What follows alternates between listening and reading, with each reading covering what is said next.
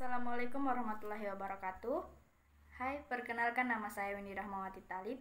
Saya mahasiswa aktif semester 3, jurusan Pendidikan Guru Sekolah Dasar Fakultas Ilmu Pendidikan Universitas Negeri Gorontalo. Yang saya hormati dosen pengampu mata kuliah pengembangan kurikulum SD, yang saya sebut nama beliau Ibu Nur Fadlia SPD MPD. Baik, pada kesempatan kali ini saya akan menjelaskan materi tentang perkembangan kurikulum di Indonesia. Pertama-tama saya akan menjelaskan pengertian kurikulum. Kurikulum adalah unsur penting pada setiap lembaga pendidikan secara fisik. Kurikulum dapat berbentuk suatu dokumen berisikan berbagai komponen seperti pikiran tentang pendidikan, tujuan yang akan dicapai oleh kurikulum tersebut, konten yang direncanakan dan harus dikuasai peserta didik untuk menguasai tujuan, proses yang dirancang untuk menguasai konten, evaluasi yang dirancang untuk mengetahui penguasaan kemampuan yang dinyatakan dalam tujuan, serta komponen lainnya. Secara fisik, kurikulum dapat juga berbentuk proses pembelajaran yang dilakukan peserta didik dan guru di sekolah sehingga dapat diamati baik secara langsung maupun melalui alat perekam tertentu. Perkembangan kurikulum di Indonesia hingga kurikulum 2013 atau KAT13. Kurikulum pendidikan di Indonesia telah berganti berkali-kali sejak merdeka. Berikut adalah perkembangan kurikulum di Indonesia. Berikut penjelasan kurikulum dari dulu sampai sekarang. Yang pertama, kurikulum 1947. Kurikulum pertama yang lahir pada masa kemerdekaan memakai istilah dalam bahasa Belanda, leerplan, artinya rencana pelajaran. Istilah ini lebih populer dibandingkan istilah kurikulum. Perubahan arah pendidikan lebih bersifat politis dari orientasi pendidikan Belanda ke kepentingan nasional. Yang kedua, kurikulum 1952 atau Rencana Pelajaran Terurai 1952. Pada tahun 1952, kurikulum di Indonesia mengalami penyempurnaan. Kurikulum ini lebih merinci setiap mata pelajaran yang kemudian diberi nama Rencana Pelajaran Terurai 1952.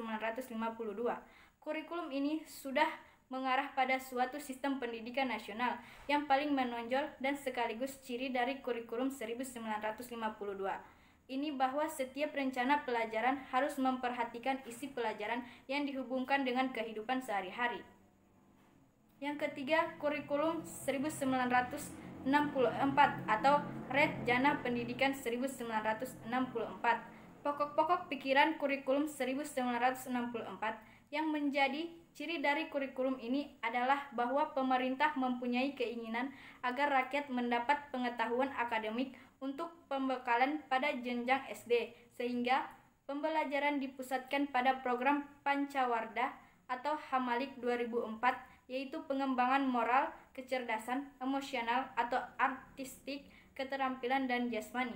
Yang keempat, kurikulum 1968.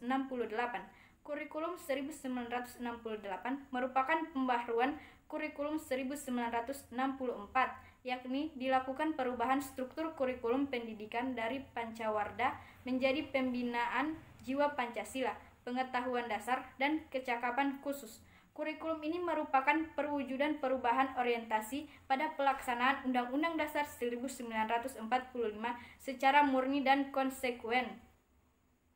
Yang kelima, kurikulum periode 1975. Kurikulum 1975 menekankan pada tujuan agar pendidikan lebih efisien dan efektif. Yang melatar belakangi adalah pengaruh konsep di bidang manajemen, yaitu MBO atau Manajemen by Objective yang terkenal saat itu. Kata Dr. Mujito Ak MSI, Direktur Pembina TK dan SD, Dekdiknas, metode, materi, dan tujuan pengajaran dirinci dalam prosedur pengembangan sistem instrusional atau PPSI. Zaman ini dikenal istilah satuan pelajar, yaitu rencana pelajaran setiap satuan bahasanan.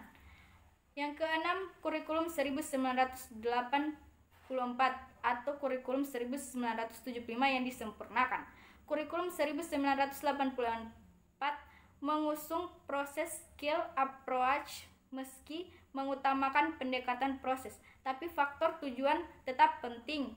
Kurikulum ini juga sering disebut kurikulum 1975 yang disempurnakan.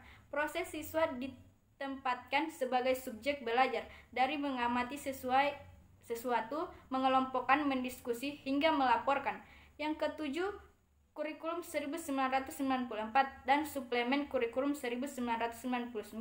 Kurikulum 1994 dibuat sebagai penyempurnaan kurikulum 1984 dan dilaksanakan sesuai dengan Undang-Undang Nomor 2 Tahun 1989 tentang Sistem Pendidikan Nasional.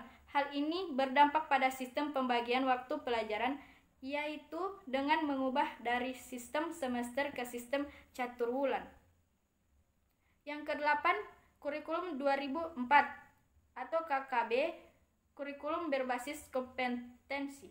Kurikulum 2004 disebut juga kurikulum berbasis kompetensi, KBK.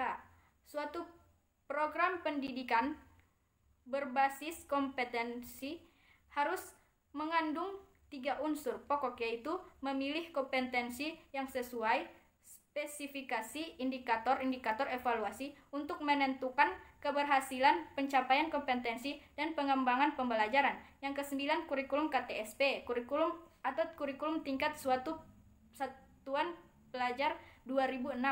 Awal 2006, uji coba KBK dihentikan, muncullah KTSP, disusun oleh Badan Standar Nasional Pendidikan, BSNP, yang selanjutnya ditetapkan oleh Menteri Pendidikan Nasional melalui Peraturan Menteri Pendidikan Nasional atau Permendikmas nomor 22, 23, dan 24 tahun 2006. Menurut Undang-Undang Nomor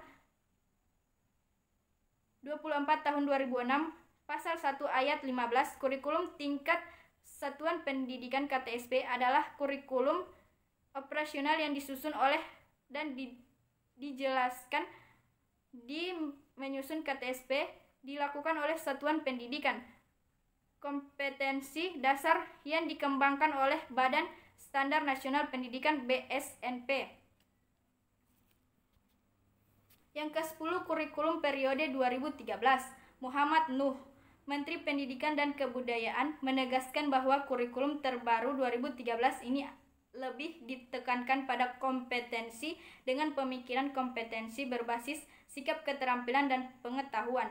Adapun ciri kurikulum 2013 yang paling mendasar ialah menuntut kemampuan guru dalam berpengetahuan dan mencari tahu pengetahuan sebanyak-banyaknya, karena siswa zaman sekarang telah mudah mencari informasi dengan bebas melalui perkembangan teknologi dan informasi. Baik, itulah materi dari saya. Bila ada salah kata mohon dimaafkan. Wabillahi taufiq wal hidayah. Wassalamualaikum warahmatullahi wabarakatuh.